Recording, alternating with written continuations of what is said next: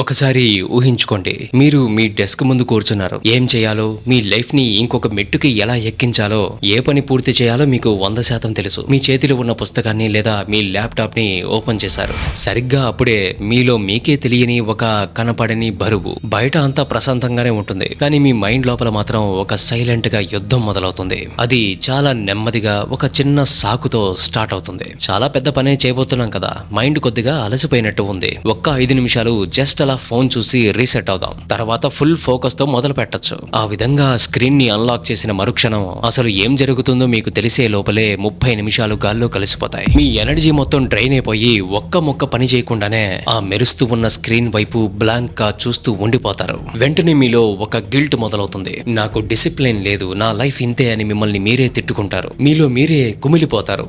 మీరు బద్ధకస్తులు car, me will power కి ఎటువంటి రోగము రాలేదు. నిజానికి మీ బ్రెయిన్ ఎంత పర్ఫెక్ట్ గా పని చేయాలో అంతే పర్ఫెక్ట్ గా పనిచేస్తూ ఉంది. కానీ ఇక్కడే మీరు తెలుసుకోవాల్సిన ఒక భయంకరమైన నిజం ఉంది. మనం మన మొబైల్స్ ని పట్టుకొని ఈ యాప్స్ తో డిజిటల్ ప్రపంచాన్ని వాడుకుంటున్నాం అని అనుకుంటాం. లేదు, ఇక్కడ మనం వేటాడబడుతూ ఉన్నాం. దీన్ని అర్థం చేసుకోవాలంటే ఒకసారి వెనక్కి వెళ్ళాలి. వేల సంవత్సరాల క్రితం దట్టమైన అడవుల్లో మన పూర్వీకులు ప్రాణాలతో బయటపడడానికి ఒకటే దారి. ఒక జంతువుని వేటాడాలన్నా, ఒక ప్రమాదం నుండి తప్పించుకోవాలన్నా వాళ్ళకి కావాల్సింది రేజర్ షార్ప్ ఫోకస్. చుట్టూ ఉన్న ప్రపంచాన్ని మర్చిపోయి కేవలం ఆ ఒక్క క్షణం మీదే ప్రాణాలు పెట్టే ఒక బయాలజికల్ ఇన్స్టింక్ట్ అది. ఇన్స్టింక్ట్ అంటే ఏదో ఆలోచించి ఆచితూచి చేసే పని కాదు. ఏదైనా ఒక పరిస్థితి ప్రాణాల మీదకి వచ్చినప్పుడు మన శరీరం ఆటోమేటిక్ గా రియాక్ట్ అయ్యే ఒక రిఫ్లెక్స్ యాక్షన్. ఆ ఫోకస్ వలనే మనిషి జాతి భూమి మీద బ్రతికి బట్టకట్టింది. కానీ మనం ఇప్పుడు ఆ అడవుల్లో లేము. మనం ఒక కొత్త అడవిలోకి వచ్చాం. అదే ద డిజిటల్ జంగిల్. ఇక్కడ మీ చుట్టూ ఉన్న ప్రతి మొబైల్ యాప్, మీ ఫోన్లో మోగే ప్రతి నోటిఫికేషన్, మీరు చేసే ప్రతి ఇన్ఫినిట్ స్క్రోల్, వాటన్నిటి వెనుక ప్రపంచంలోని అత్యంత తెలివైన న్యూరో సైంటిస్టులు కూర్చొని ఉన్నారు. వాళ్ళ టార్గెట్ ఒక్కటే, మీ ప్రాణాలని నిలబెట్టే ఆ పవర్ఫుల్ ఫోకస్ ని మీ నుండి దొంగిలించడం. వాళ్ళు చాలా సైలెంట్ గా మీ మైండ్ లో ఒక కనిపించని జైలుని కట్టారు. ఆ జైలు ఎంత కంఫర్టబుల్ గా ఉంటుందంటే జీవితాంతం అక్కడే ఉండిపోవాలి అని అనిపించేంత మత్తులో మిమ్మల్ని ముంచేస్తారు. ఇది 199% మంది యొక్క పరిస్థితి. కానీ ఈ ప్రపంచంలో ఆ 1% మంది ఉన్నారు. The top creators, builders. వాళ్ళ సొంత సామ్రాజ్యాలను నిర్మించుకునే ఎలైట్ పర్ఫార్మర్స్. వాళ్ళు ఈ డిజిటల్ మాయలోకి పడటానికి అస్సలు ఒప్పుకోరు. వాళ్ళు కంప్లీట్ గా ఒక డిఫరెంట్ డైమెన్షన్ లో బ్రతుకుతూ ఉంటారు. వాళ్ళు పని చేయడం మొదలు పెడితే వాళ్ళకి వాళ్ళ పనులకి అస్సలు తేడా కనిపించదు. వాళ్ళే ఆ పనిగా కనిపిస్తూ ఉంటారు. వాళ్ళల్లో భయం ఉండదు, ఓవర్ థింకింగ్ అస్సలే ఉండదు. రోజులో కొన్ని గంటల పాటు వాళ్ళు ఎంత హైపర్ ప్రొడక్టివ్ ఫ్రీక్వెన్సీలోకి వెళ్తారంటే మిగతా ప్రపంచం అంతా వీళ్ళని చూసి వీళ్ళకేదో సూపర్ పవర్ ఉందని అనుకుంటుంది. దీనినే ఫ్లో స్టేట్ అని అంటారు. మీరు ఆ స్టేట్ లోకి ఎలా వెళ్లాలో ఎప్పటికీ తెలియకూడదని ఈ సిస్టమ్ కోరుకుంటూ ఉంటుంది. ఎందుకంటే ఆ పవర్ మీకు వస్తే మిమ్మల్ని ఎవ్వరూ అడ్డుకోలేరు. ఈ సిస్టమ్ కే మీరు ఒక థ్రెట్ గా మారతారు. ప్రస్తుతం మీరు ఆ పవర్ కి చాలా దూరంగా ఉన్నారు. దానికి కారణం మీకు డిసిప్లిన్ లేకపోవడం కాదు. దీనంతటికి కారణం మీ బ్రెయిన్ లో మైక్రోస్కోపిక్ లెవెల్లో ఉండే ఒక చిన్న కెమికల్. మీరు తీసుకునే ప్రతి నిర్ణయాన్ని, మీకు వచ్చే ప్రతి కోరికని, మీరు ఫోకస్ కోల్పోయే ప్రతి క్షణాన్ని మీ తలలో ఒక చీకటి గదిలో కూర్చొని సైలెంట్ గా కంట్రోల్ చేస్తూ ఉన్న మాస్టర్ మైండ్ అది. మీ బుర్రలోనే ఉంటూ మిమ్మల్ని ఆడిస్తూ ఉన్న ఆ అదృశ్య శక్తి ఏంటో, అది మిమ్మల్ని ఎలా బానిసని చేసిందో నేను మీకు చూపిస్తాను.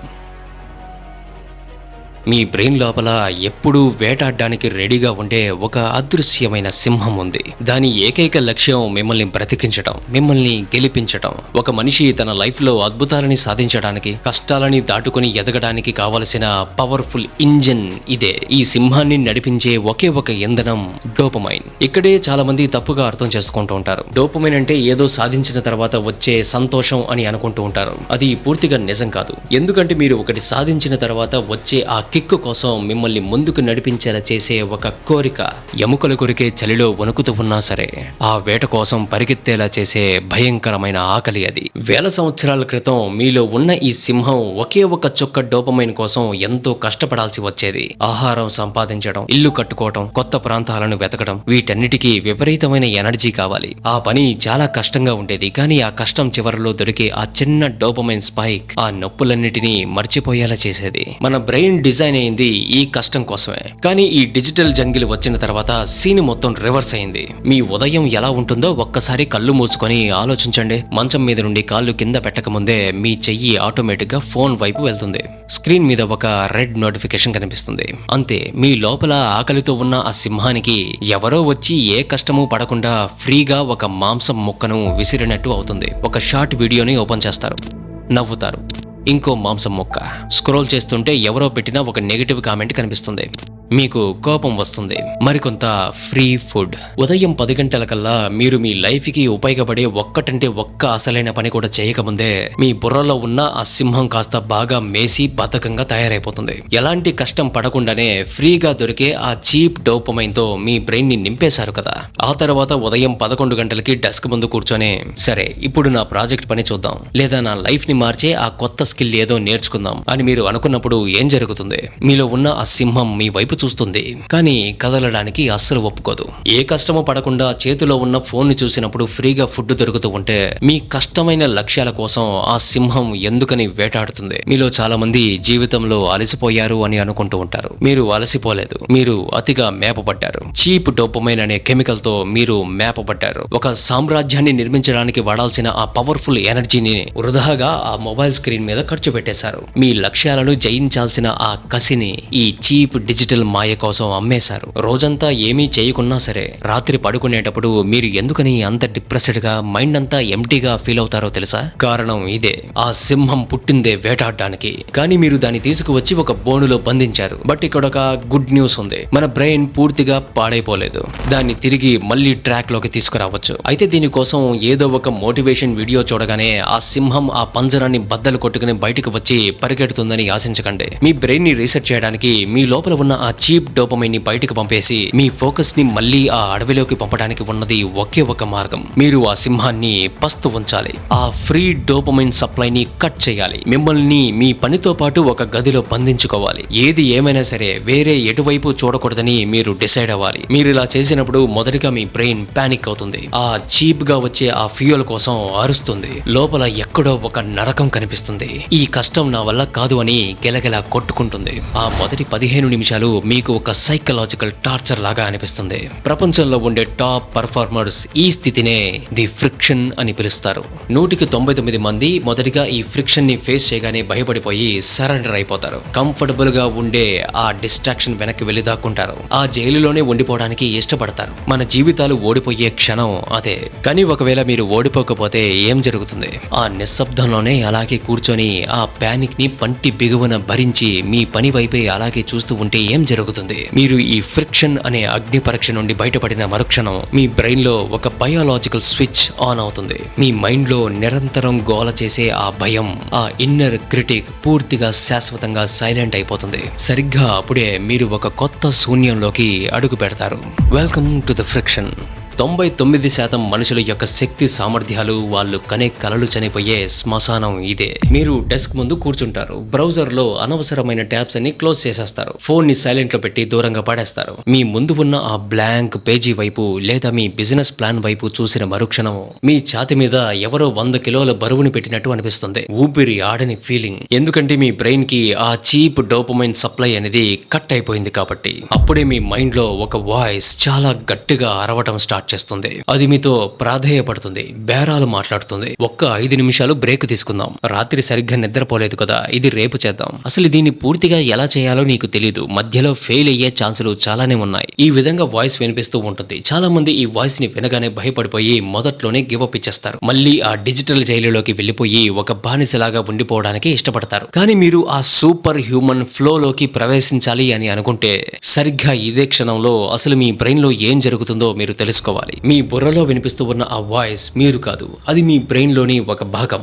దాని పేరు ప్రీ ఫ్రంటల్ కార్టెక్స్. ఇదే మీ ఈగో ఉండే చోటు. ఎప్పుడు టైం ని లెక్కిస్తూ ఫ్యూచర్ గురించి భయపడుతూ మీరు చేసే ప్రతి చిన్న తప్పుని భూతద్దంలో చూపిస్తూ మిమ్మల్ని జడ్జి చేసే ఇన్నర్ క్రిటిక్ ఇదే. నిరంతరం గజిబిజిగా ఉండే ఈ మోడర్న్ ప్రపంచంలో మీ యొక్క ప్రీ ఫ్రంటల్ కార్టెక్స్ అనేది ఎప్పుడు హైపర్ యాక్టివ్ గా ఉంటుంది.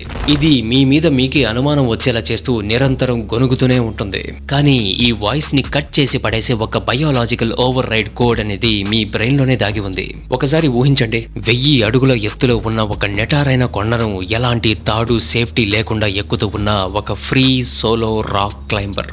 అతను కేవలం తన వేళ్ల పట్టుతోనే ఆ కొండని పట్టుకొని వేలాడుతూ ఉన్నాడు. ఆ క్షణంలో కనుక తన బ్రెయిన్ లో ఈ ప్రీ ఫ్రంటల్ కార్టెక్స్ అనేది ఆన్ అయితే కిందకు చూసి పడిపోతే ఏమవుతుంది అనో, లేదా నా చేతులు నొప్పులు పెడుతున్నాయని ఆలోచించడం మొదలు పెడితే అతడు భయంతో ఒక్క క్షణం పాటు ఆగిపోతాడు. ఆ ఒక్క క్షణం చాలు, ప్రాణాలు గాల్లో కలిసిపోతాయి. అంటే ఇటువంటి చావో రేవో అనే సిచ్యువేషన్స్ కి మన బ్రెయిన్ ఎలా డిజైన్ చేయబడిందంటే అది ఆటోమేటిక్ గా ఒక ఎమర్జెన్సీ ప్రోటోకాల్ ని స్టార్ట్ చేస్తుంది. ప్రాణాలతో బయటపడడానికి ఒక న్యూరలాజికల్ షట్ డౌన్ ని ఫోర్స్ చేస్తుంది. సైంటిస్టులు దీన్నే ట్రాన్సియంట్ హైపర్ఫ్రంటాలిటీ అని అంటారు. సింపుల్ గా చెప్పాలంటే మీ మెదడులో నిరంతరం గోల చేసే ఆ ప్రీ ఫ్రంటల్ కార్టెక్స్ ని కాసేపటి పాటు స్విచ్ ఆఫ్ చేయడం. ఇది ఎలా ఉంటుందంటే, నేను మీ తలని పట్టుకుని బలవంతంగా ఒక వాటర్ ట్యాంక్ లోపల ముంచేసి అలాగే పట్టుకుంటే ఎలా ఉంటుంది? ఆ క్షణంలో మీకు బయట ఎన్ని సమస్యలున్నా సరే, బ్యాంకులో ఎన్ని లక్షలు అప్పులున్నా సరే, మీరు సాధించాల్సిన పనులు ఎన్నున్నా సరే, ఆ క్షణం అవన్నీ మీకు అనవసరం. మీకు అవసరమైనదల్లా ఒక్కటే, కొద్దిగా ఆక్సిజన్, ఊపిరి. ఆ క్షణంలో మీ బ్రెయిన్ లో ఉన్న మిగతా భయాలన్నీ ఆఫ్ అయిపోతాయి. కేవలం ప్రస్తుతం ఉన్న ఈ ప్రాణ సంకటం నుండి బయటకు రావటం మాత్రమే దాని ఏకైక లక్ష్యం అవుతుంది. ఆ పరిస్థితికి అది పూర్తిగా సరెండర్ అవుతుంది. చూసారా, మన మనస్సులో నిరంతరం గోల చేసే ఆ అంతర్గత గందరగోళాన్ని ఆపాలంటే మనకు కావలసింది ఒక ప్రెషర్, ఒక భరించలేని తపన, ఇక వేరే ఏ దారి లేదు అనే ఒక ఫోకస్. మీరు ఆ ఫోన్ ని పక్కన పెట్టి ఆ డిస్ట్రాక్షన్ ని కట్ చేసినప్పుడు మీ బ్రెయిన్ ఫీల్ అయ్యే ప్రెషర్ కూడా సరిగ్గా ఇదే. ఈ ప్రెషర్ ని తట్టుకొని ఆ 15 నిమిషాలు కూర్చుంటే ఆ భయపెట్టే వాయిస్ ఆగిపోతుంది. మీకున్న ఈగో మాయమైపోతుంది. మీలో ఉన్న భయం ఆవిరైపోతుంది. గంటలు నిమిషాల్లాగా కుదించుకుపోతాయి. మీ నెక్స్ట్ స్టెప్ ఏంటి అని ఆలోచించడం ఆపేసి మీరు మీ పనిని చేసుకుంటూ వెళ్ళిపోతారు. ఎగ్జాక్ట్లీ 1000 సంవత్సరాల క్రితం కురుక్షేత్ర యుద్ధ భూమిలో ఆ వాసుదేవుడు అర్జునుడికి చెప్పిన సీక్రెట్ కూడా ఇదే. దీన్నే మనం స్థితప్రజ్ఞత అని అంటాం. స్థితప్రజ్ఞతలో ఉన్న వ్యక్తికి అతడి ఎదురుగా ఉన్న పరిస్థితికి అస్సలు తేడా ఉండదు. ఆ రెండు ఒక్కటే. ఇదే ఫ్లో. ఇక్కడ మీ మైండ్ ఒక సూపర్ హ్యూమన్ స్పీడ్ తో పనిచేస్తుంది. కానీ ప్రాబ్లం ఏంటంటే, మీరు మీ డెస్క్ ముందు కూర్చొని ఏదో ఒక అద్భుతం జరిగి ఆ ఫ్లో దానంతట అదే మీ దగ్గరకు వస్తుందని ఆకాశం వైపు చూస్తూ ఎదురు చూడలేరు. ఫ్లో అనేది దానంతట అదే వచ్చే ఒక మ్యాజిక్ కాదు. మీరు మీ చుట్టూ క్రియేట్ చేసుకునే వాతావరణానికి మీ బ్రెయిన్ ఇచ్చే ఒక బయోలాజికల్ రెస్పాన్స్. మీరు దానికోసం ఎదురు చూడలేరు. దాన్ని పట్టుకోవడానికి ఒక ట్రాప్ ని సిద్ధం చేయాలి. మీకు కావాల్సినప్పుడల్లా మీ బ్రెయిన్ ని ఆ ఫ్లో స్టేట్ లోకి ఫోర్స్ చేయగలగాలి. ఆ ట్రాప్ ని ఎలా సెట్ చేయాలో ఖచ్చితమైన స్టెప్ బై స్టెప్ ప్రోటోకాల్ ని నేను మీకు ఇప్పుడు ఇవ్వబోతున్నాను. ఆకాశంలో 300 మిలియన్ల వోల్ట్ల విద్యుత్తుతో వచ్చే ఆ పిడుగు కోసం మీరు ఆశగా ఎదురు చూడాల్సిన అవసరం లేదు. ఆ పిడుగును మీకు కావాల్సినప్పుడు మీకు కావాల్సిన చోట ఆకర్షించే స్తంభాన్ని మీరే నిర్మిస్తారు. మీ బ్రెయిన్ ని ట్రాన్సియంట్ హైపర్ఫ్రంటాలిటీ అనే స్థితిలోకి ఫోర్స్ చేయాలి. ఫ్లో స్టేట్ మాత్రమే ఏకైక బయోలాజికల్ ఆప్షన్ అయ్యే విధంగా మీరు ఒక వాతావరణాన్ని డిజైన్ చేయాలి. మీ కాన్షియస్నెస్ కి ఒక ట్రాప్ వేయాలి. ఆ ట్రాప్ కి 3 స్తంభాలు ఉన్నాయి. అందులో ఏ ఒక్కటి మిస్ అయినా సరే ఆ ట్రాప్ విరిగిపోతుంది. ఆ వేటాడే సింహం తప్పించుకుంటుంది. మళ్ళీ మీరు ఆ మ్యాట్రిక్స్ లో పడిపోతారు. మొదటి పిల్లర్, ది సెన్సరీ లాక్. మీ బ్రెయిన్ కి ప్రమాదాలని పసిగట్టే ఎబిలిటీ ఎంత ఉంటుందో, కష్టాల నుండి తప్పించుకోవడానికి ఒక్క చిన్న షార్ట్ కట్ దారి కనిపించినా దాన్ని వెంటనే పట్టుకునే ఎబిలిటీ కూడా అంతే ఉంటుంది. మీ ఫోన్ ని స్క్రీన్ కిందకి తిప్పి మీ డెస్క్ మీద పెట్టడం అనేది స్ట్రాటజీ కాదు. అది లోడ్ చేసిన తుపాకీ లాంటిది.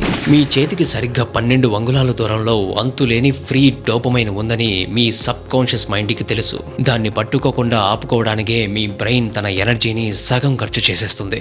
ఫ్లో ని ట్రిగర్ చేయాలంటే ఈ ఎస్కేప్ రూట్స్ అన్నిటినీ మీరు బ్లాక్ చేయాలి.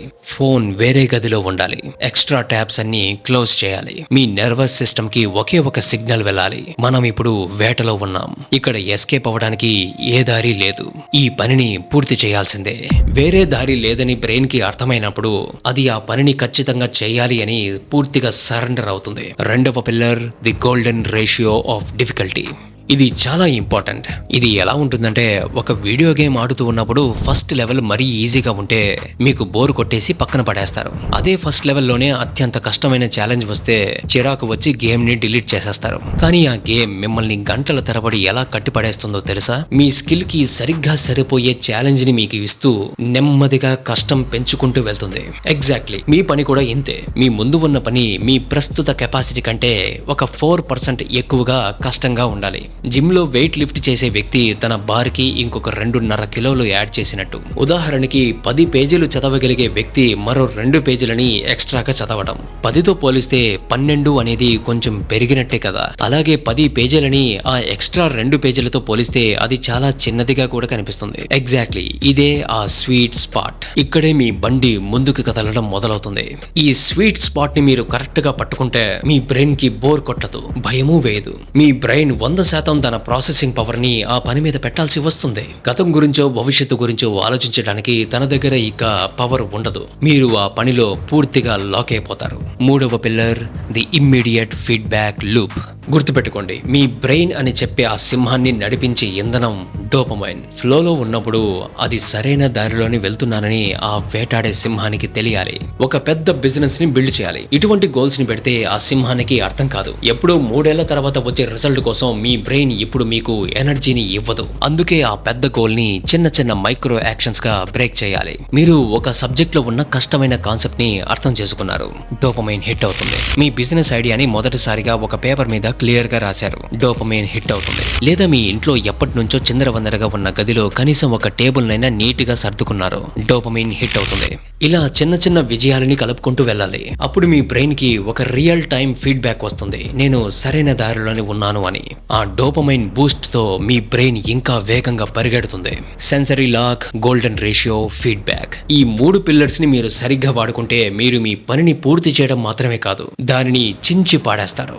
ఒక వారం రోజుల్లో చేయాల్సిన పనిని 3 గంటల్లో ముగించేస్తారు. కానీ ఈ ఫ్లో స్టేట్ ని ఏదో విజిట్ చేస్తూ రావడం కాకుండా ప్రతిరోజు ఇందులోని జీవించడం మొదలు పెడితే ఏమవుతుంది? ఈ ఫ్లో స్టేట్ లో ఉన్న వాళ్ళకి ప్రొడక్టివిటీ అనేది ఒక ఆరంభం మాత్రమే. మీరు ఈ ఫ్లో స్టేట్ ని సిద్ధి పొందినప్పుడు ఒక ఫైనల్ ఫేజ్ ని అన్లాక్ చేస్తారు. రియాలిటీని మీరు ఎక్స్పీరియన్స్ చేసే విధానాన్నే మార్చేసే ఒక సైకలాజికల్ షిఫ్ట్ అది. Welcome to the union. మీరు ట్రాప్ ని సిద్ధం చేశారు. సక్సెస్ఫుల్ గా ఫ్రిక్షన్ అనే ఆ అగ్ని పరీక్ష నుండి బయటపడ్డారు. మీ మనస్సులో నిరంతరం గోల చేసే భయపెట్టే ఆ ఇన్నర్ క్రిటిక్ ఇప్పుడు శాశ్వతంగా చనిపోయింది. ఇలా ఈ ఫ్లో స్టేట్ లోకి మీరు ప్రతిరోజు వెళ్తూ ఉంటే మీ సైకాలజీలో ఒక అద్భుతం జరుగుతుంది. కష్టపడడం గురించి, సక్సెస్ గురించి ఈ లోకం మీకు నేర్పించిందంతా అబద్ధం అని మీకు అర్థమవుతుంది. చాలా మంది ఏమనుకుంటూ ఉంటారంటే గొప్ప గొప్పవి సాధించాలంటే పళ్ళు కొరుకుతూ, ఏడుస్తూ, ప్రతి అడుగు భయపడుతూ ఫోర్స్ఫుల్ గా ముందుకు వేయాలి అని నమ్ముతూ ఉంటారు. సక్సెస్ అనేది ఎక్కడో భవిష్యత్తులోనే ఉంది అని నమ్ముతూ, ఆశపడుతూ జీవితాంతం ఒక పిచ్చివాణిలా దాని వెనక పరిగెడుతూనే ఉంటాడు. కానీ ఫ్లోలోని అత్యంత లోతైన ప్రదేశంలోకి వెళ్ళినప్పుడు అక్కడ కష్టపడటం ఉండదు, దేని వెనుక పరిగెత్తడము ఉండదు. అక్కడ కేవలం యూనియన్ అంటే పూర్తిగా లీనమైపోవడం మాత్రమే ఉంటుంది. ఈ స్థితిలో ఏం జరుగుతుందంటే మీకు మీ పనికి మధ్య ఉన్న ఆ గీత పూర్తిగా చెరిగిపోతుంది. పని చేసేవాడు వేరు, పని వేరు అనే భావనే ఉండదు. ఒక పరీక్ష కోసం భయపడుతూ కష్టపడి పుస్తకం చదువుతున్న సాధారణ స్టూడెంట్ లాగా మీరు మిగిలిపోరు. ఆ క్షణంలో అసలు మీరు ఆ పుస్తకం వేరువేరు కాదు, మీరే ఆ సబ్జెక్ట్ అయిపోతారు. ఆ కాన్సెప్ట్ అంతా మీ బుర్రలోకి ఒక ప్రవాహం లాగా వెళ్ళిపోతుంది.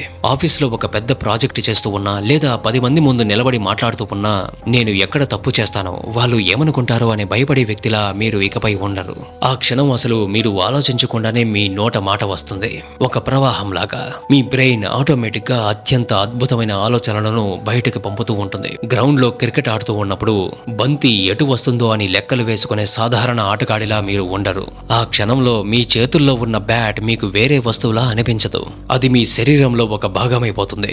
మీరే ఆ గేమ్ లాగా మారిపోతారు. మీరు ఎంత సాధారణమైన పని చేస్తున్నా సరే, ఎంత పెద్ద పని చేస్తూ ఉన్నా సరే, దానిని ఇబ్బంది పడుతూ చేస్తూ ఉన్న ఫీలింగ్ మీకు ఉండదు. ఒక ఆర్టిస్టు బొమ్మను గీస్తూ ఉన్నప్పుడు అతని చేతులు వాటంతటా అవే ఎలా కదులుతాయో మీ పనులు కూడా అంతే స్మూత్ గా జరిగిపోతాయి. అంటే దీని అర్థం ఏంటంటే మీ మైండ్ లో నేను ఈ పనిని చేస్తున్నాను అనే ఆలోచనే చనిపోతుంది. మీలోని ఆ ఈగో, ఆ భయం అదృశ్యమైపోతాయి. అక్కడ మీరు ఉండరు, కేవలం ఆ కర్మ మాత్రమే ఎలాంటి తప్పులు లేకుండా అత్యంత వేగంగా ముందుకు వెళ్ళిపోతూ ఉంటుంది.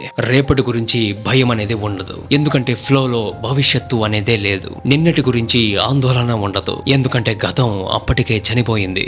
అక్కడ కేవలం ఒకటే ఒకటి ఉంది, ఈ క్షణంలో, ఈ ఒక్క మిల్లీ సెకండ్ లో మీరు చేసే ఒక పర్ఫెక్ట్ యాక్షన్. ఇదే ద గాడ్ స్టేట్. ఒక మనిషి తన అత్యున్నత శిఖరం వద్ద పనిచేసే క్షణం ఇది. మీరేదో కొత్తగా ఒక మ్యాజిక్ చేయడం లేదు. మన పూర్వీకులు వేటాడేటప్పుడు వాడిన ఆ ప్రాచీన ఇన్స్టింక్ట్ ని ఈ మోడర్న్ ప్రపంచం మీ నుండి తీసేయడానికి ప్రయత్నించిన ఆ పవర్ఫుల్ ఫోకస్ ని మీరు తిరిగి నిద్రలేపుతున్నారు. అంతే. ప్రపంచాన్ని శాసించే వాళ్ళని ఒకసారి గమనించండి. ఏ రంగంలో అయినా టాప్ స్థానంలో ఉన్నవాళ్ళు, తనకంటూ ఒక సామ్రాజ్యాన్ని నిర్మించుకున్న వాళ్ళు ఎవరు గ్రహాంతవాసులు కారు. వాళ్ళకేమీ మనకంటే డిఫరెంట్ బ్రెయిన్ ఏమీ లేదు. కానీ ఈ బుర్ర అనే ఈ యంత్రాన్ని ఎలా వాడాలో వాళ్ళకి బాగా తెలుసు. మన చుట్టూ అల్లిన ఈ డిజిటల్ పంజరం అనేది వాళ్ళు ముందే పసిగట్టారు. అందుకే దాని యొక్క గేట్లని బద్దలు కొట్టుకుని బయటకు వచ్చేశారు. ఆ వేటాడే సింహాన్ని పస్తు ఉంచారు. వాళ్ళ ఫోకస్ ని తిరిగి సంపాదించుకున్నారు. కానీ ప్రస్తుతం మనం బతుకుతూ ఉన్న ఈ సిస్టమ్ కి మీకు ఈ నిజాలు తెలియటం అస్సలు ఇష్టం లేదు. ఎందుకంటే మీ బుర్ర సరిగ్గా పనిచేసి మీ ఫోకస్ అంతా మీ లక్ష్యం మీదే ఉంటే వాళ్ళ ట్రాప్ లో ఇంకెవరు పడతారు? వాళ్ళకి కావలసింది మీరు ఎదగడం కాదు, మీ సమయాన్ని, మీ ఫోకస్ ని నాశనం చేసి వాళ్ళు కోట్లు సంపాదిస్తున్నారు. ఇదంతా వింటున్నప్పుడు మీకంటూ కూడా ఒక డౌట్ రావచ్చు. ఈ డిజిటల్ పంజరం నుండి బయటపడమని చెబుతూ ఉన్నది నువ్వే కదా, మరి నేను నిన్ను చూస్తూ ఉన్నది కూడా ఆ ఫోన్ స్క్రీన్ మీదే కదా, అలాగైతే నువ్వు కూడా ఈ సిస్టమ్ లో ఒక భాగమే కదా అని. అవును, మీరు అనుకున్నది 100% కరెక్టే. నేను ఈ సిస్టమ్ ని వాడుకుంటున్నాను. కానీ ఇక్కడ ఒక చిన్న తేడా ఉంది.